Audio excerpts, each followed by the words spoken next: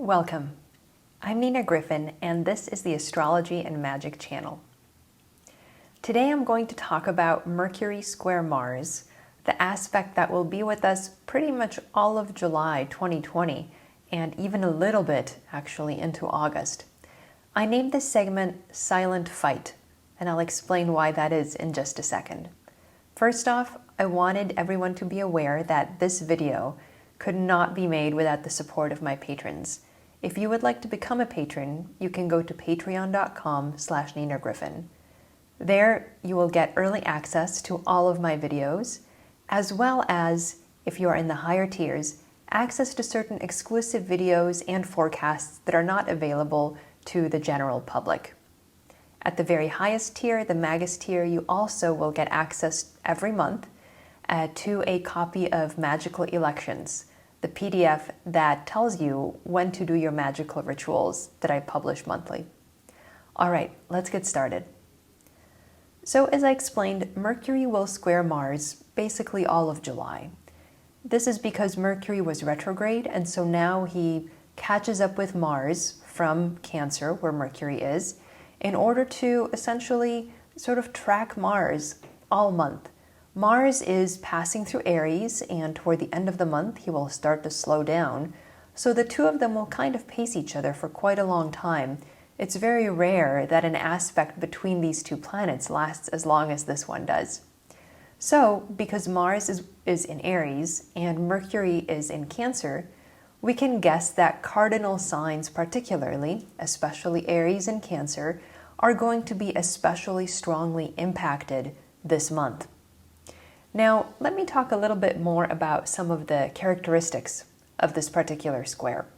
So Mercury will square Mars twice, once when Mercury is retrograde in Cancer, and then again when he is direct.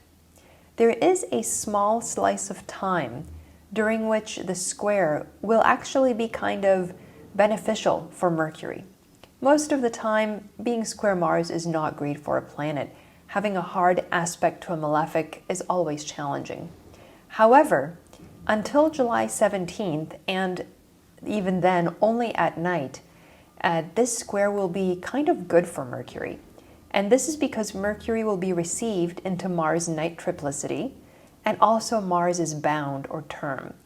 Mars rules the first 7 degrees of Cancer by bound, using the Egyptian bound or term system.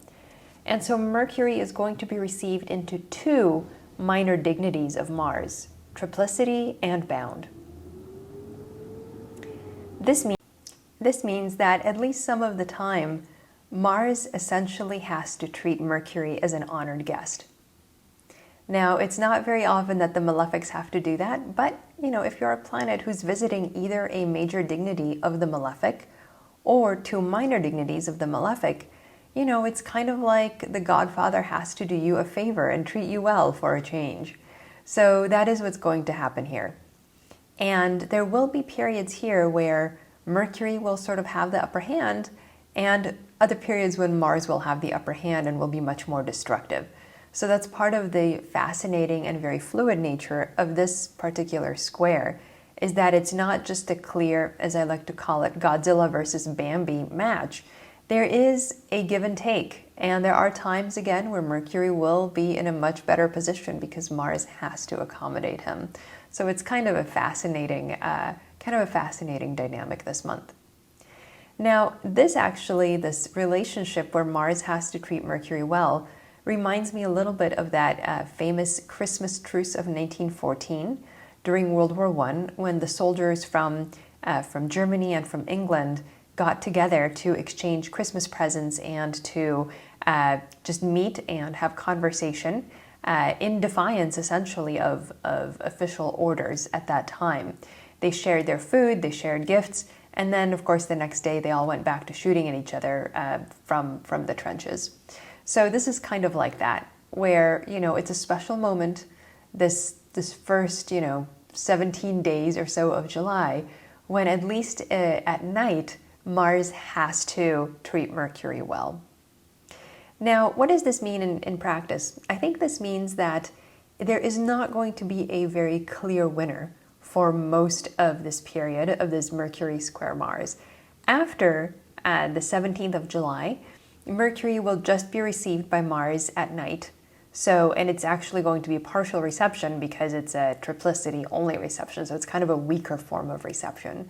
But it's kind of an interesting dynamic. And again, I think we're going to see a lot more, I would say, accommodating behavior in some ways than we might expect out of something this unpleasant. Now, at the end of July, Mercury is still going to be in a separating square with Mars, still in orb, but separated. However, he will now be in opposition with Jupiter and Saturn in Capricorn.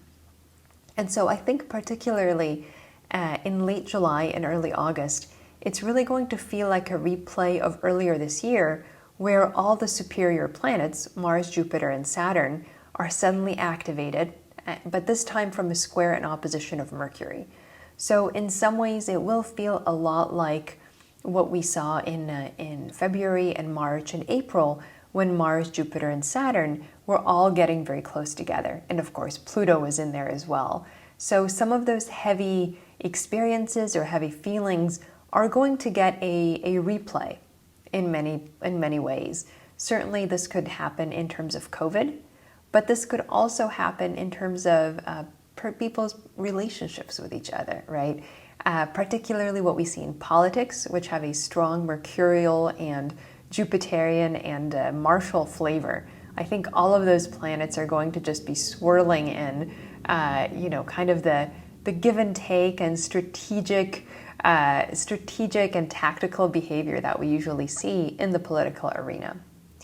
In addition, I think this period, this late July, early August period, will be a preview of coming attractions. The heavier and slower Mars square Saturn that we're going to get for essentially the rest of this year, certainly starting in August, is going to be energized by Mercury as well, because he's essentially translating the light, as they say, between Mars and Saturn. So he's starting to give us kind of a remote version of Mars square Saturn, and I think we'll definitely feel it. Now, it's often considered that Mercury square Mars leads to verbal altercations, and I think that's true, but I actually don't think that's exactly correct this time, and I'll explain why. So I think of this, again, as a verbal preview of some of the heavy power struggles that we'll see with Mars square Saturn. But remember that during this time, in July, Mercury will be oriental of the Sun. That means he rises before the Sun. This happened after his retrograde conjunction, his inferior conjunction with the Sun. So he's going to be a very visible planet now, and representing people who are very much in the public eye, where the spotlight is on them. You can think of them as the advance courier who arrives before the king to announce that the king is coming. Everybody pays a lot of attention to the courier. Now, in addition to this, though, Mercury is in a mute sign, Cancer. All the water signs traditionally are considered mute or lacking a voice. So he is the planet of communication and words, but he is not speaking, and yet he's in this very public role. So what does that mean? Well, I think what happens in July is that there's going to be a lot of public attention paid to people and organizations and movements who are getting attention essentially by not exercising their speech. For example, maybe you have heard about Joe Biden's, staying in his basement, kind of a pejorative concept, right? Like he's not really giving very many interviews, he's not really doing rallies, he's kind of acting as a planet in a mute sign. However, based on what I have read in the newspapers, this seems to be working out very well for him in terms of the polls. So you can see that you can actually be in the public eye and you can be doing verbal battle by not speaking, by choosing not to speak, right? That is also a speech act by not saying anything. So that's one way that I think we'll see this Mercury square Mars get more and more intense and powerful. And there's going to be a lot of pressure mutually from Mercury to Mars and from Mars to Mercury in this kind of power struggle, this standoff. The other way that I'm seeing this already manifest is the refusal to advertise, because what is advertising if not a mercurial activity? It's both speech and it's commerce. So maybe you have heard of the Stop Hate for Profit campaign, where many advertisers have refused to advertise on Facebook until it eliminates hate speech from its platform.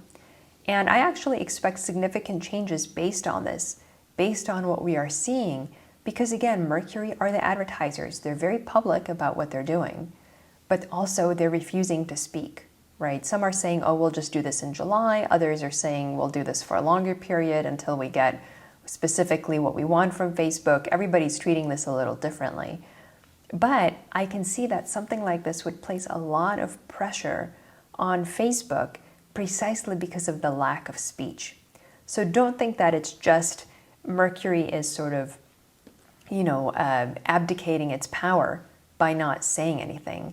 In fact, we could say that Mercury is taking a lot of power into its hands precisely by refusing to speak. And this is something that we might see in our personal lives as well. Depending on where Mercury and Mars are in your natal chart, I think it's worthwhile checking out what's going on there and where they're transiting. Certain parts of your life might have a very similar dynamic. Somebody is not saying something, or somebody is refusing to engage verbally, and that itself changes the dynamic and changes the fight and changes the power leverage as well. So think about this. It's not a bad idea to be Mercury, at least some of the time. As I explained with the reception, Mars might have to accede to Mercury's wishes, at least sometimes. So I don't think that this is a guaranteed win for Mercury by any means. But because of Mercury's position, he does seem to, again, gain the upper hand, at least part of the time. All right, I hope you enjoyed this video. My name is Nina Griffin. Again, if you would like to become a patron, please go to patreon.com/Nina Griffin. Thank you. Bye.